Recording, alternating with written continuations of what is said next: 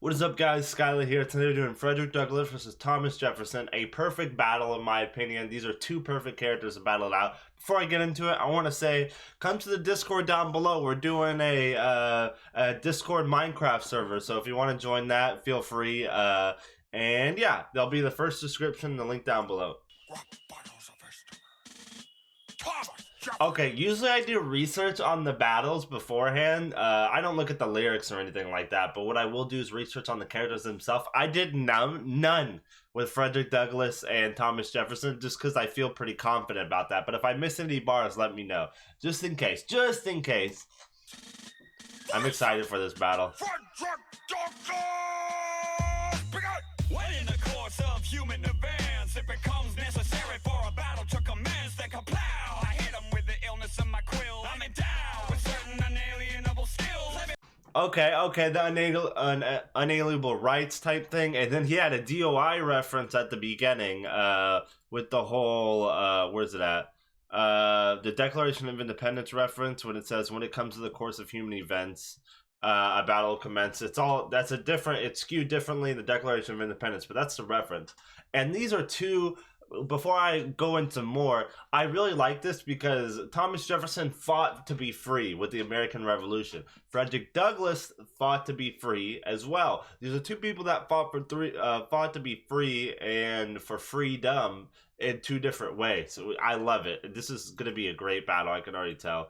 And then he said the kaplow, very interesting and illust with this quill. We all know Thomas Jefferson was a great writer, you know, Declaration of Independence. He was the go-to guy, the main author of it.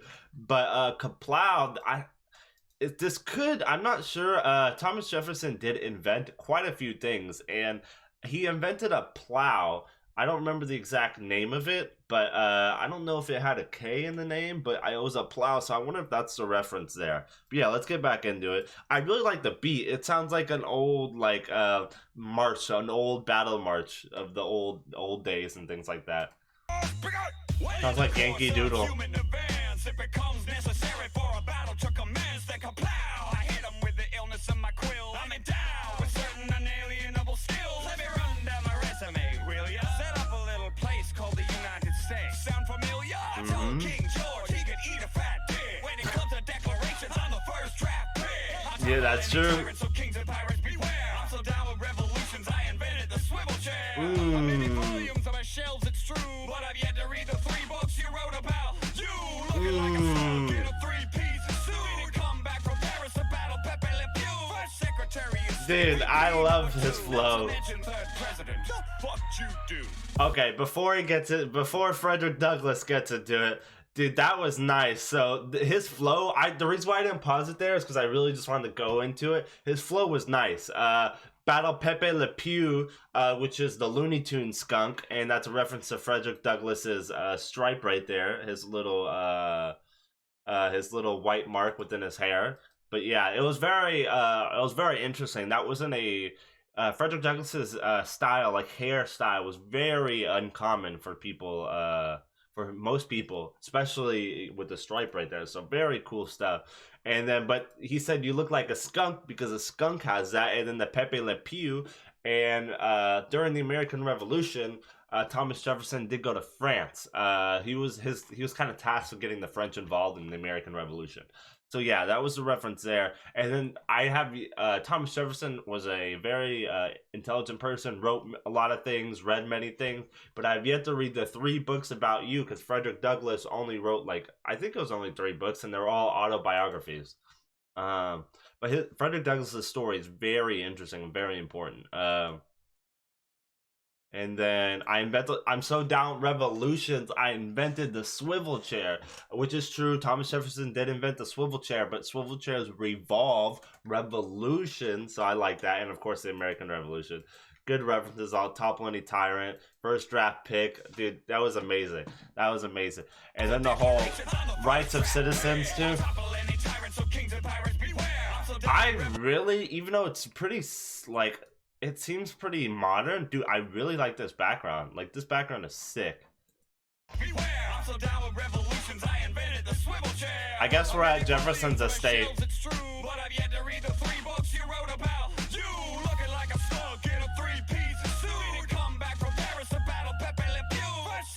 I like his ew and yeah, Jefferson was the third president, won 2 terms, but you know, Frederick Douglass was an escaped slave that was actually an ambassador. He wasn't. So what the fuck did you do? Douglass did a lot, in my opinion. You know, slaves only had so much they could do, but he was an ambassador, which I think is pretty big.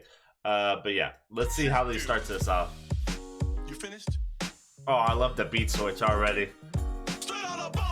I love that. Straight out of Compton. Oh, yes. And oh, I love that. I love that. Hell yeah. I'm so super excited for his flow.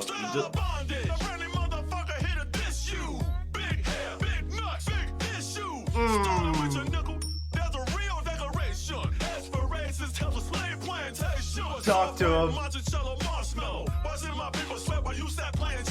Hell yeah, dude. Hell yeah, dude. His flow is already better, and he came in with the heat. I don't know who's playing this guy. I've never seen this person. What is his name? Who did it? JB Smooth, man, dude. His performance value is already into it. He seems so emotional with it and things.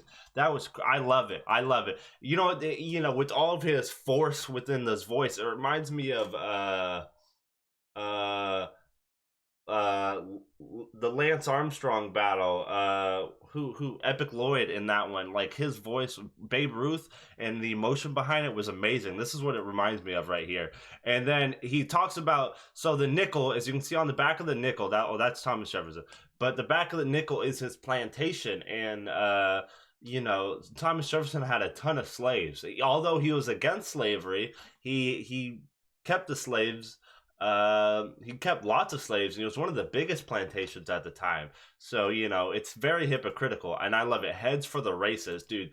Nice. These lines, and then playing cello. I don't know if Thomas Jefferson played cello a lot, but he's basically saying, you sat down and watched my people work. Dude, I love it. I love it. That was great. Big hair, big nuts, big issue. Started with your nickel, there's a real decoration. Aspirations tell the slave plantation. And the Monticello marshmallow, that was, or not the marshmallow part, but that was his plantation. And he's saying you're a weak flower, but look cute. Monticello marshmallow, watching my people sweat while you sat playing cello. Hello, but now you're facing me, Freddie D. I never worked for your ass, but I kick it for free. Talk to him. Check my photos, now that's real mugging. That's true.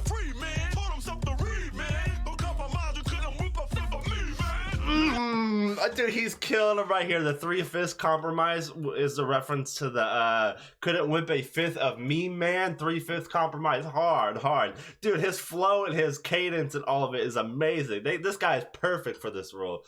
Taught himself to read, and it's true. Frederick Douglass did teach himself to read and write.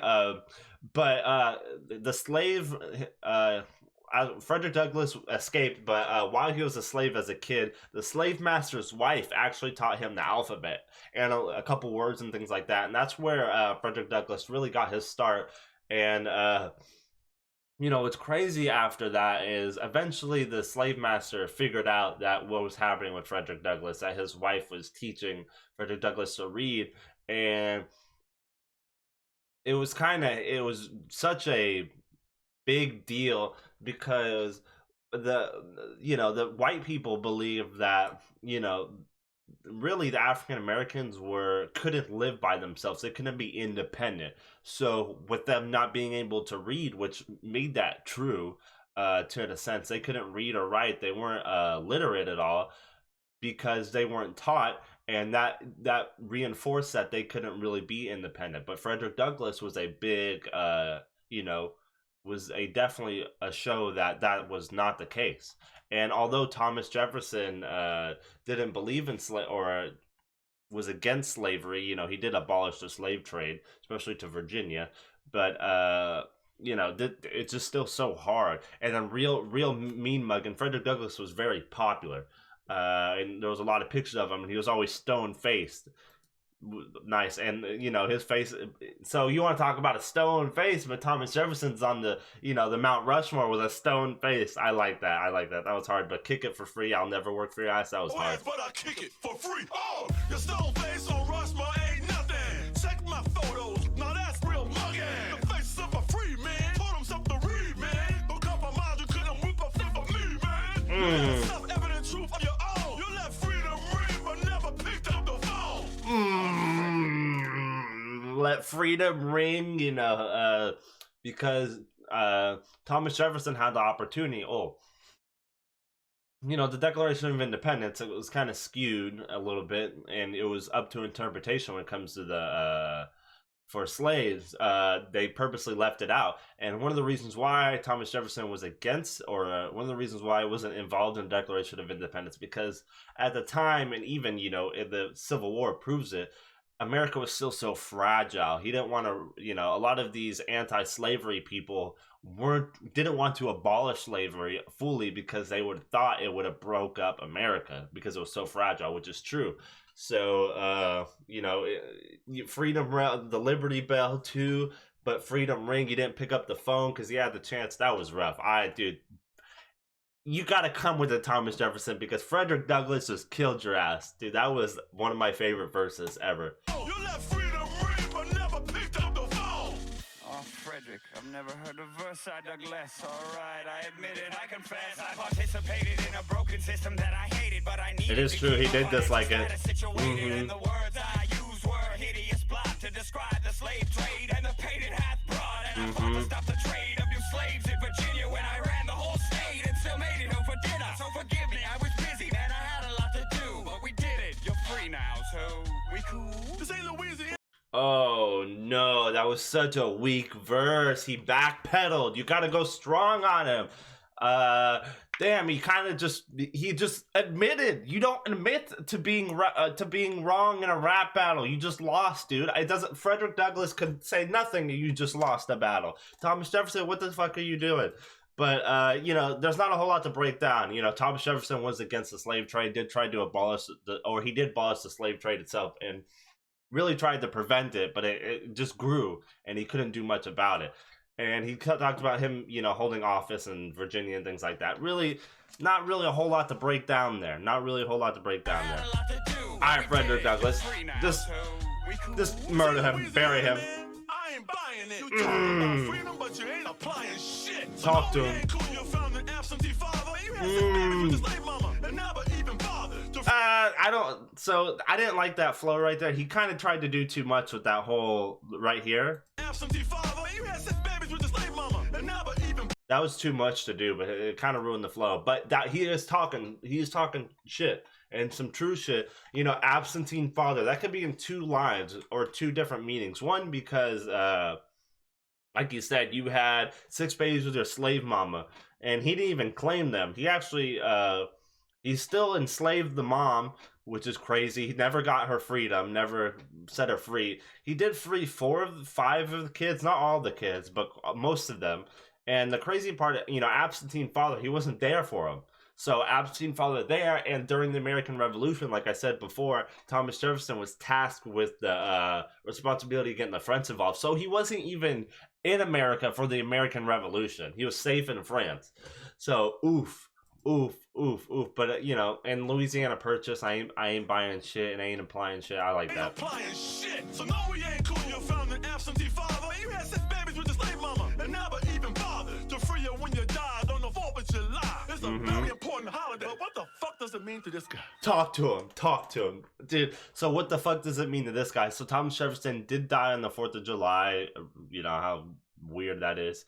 And you know, it was a very important holiday because, you know, the freedom. But it didn't really mean nothing to Thomas Jefferson because it's supposed to celebrate freedom, but there was no freedom to be had for him and the African Americans in the United States. And instead, Frederick Douglass made a speech talking about, you know, what does it mean to us? It doesn't mean anything as an African American. We're not free, you know. Nothing has changed realistically. Cause I celebrate December 6th, 1865. I know, yeah. The Amendment was ratified. And I cease to be an alien to your unalienable rights. And we the people stop meaning good things. I ain't denying your fame. I'm saying they need to put an asterisk next to your name. Oh, that was rough. Okay, Frederick Douglass killed that guy, so put an asterisk next to your name. You put an asterisk next to someone's name when it's questionable, when there is something else to talk about, to bring up for them to get there. You know, when it comes to like athletes, you know, when they dope or steroid uses or things like that. So he's saying, you know, there's questionables there. But that was hard. You know, he kind of said a lot that we already know. We the white people, you know, we the people was supposed to be you know, everyone, but it was realistically we the white people. So yeah, dude, that was hard.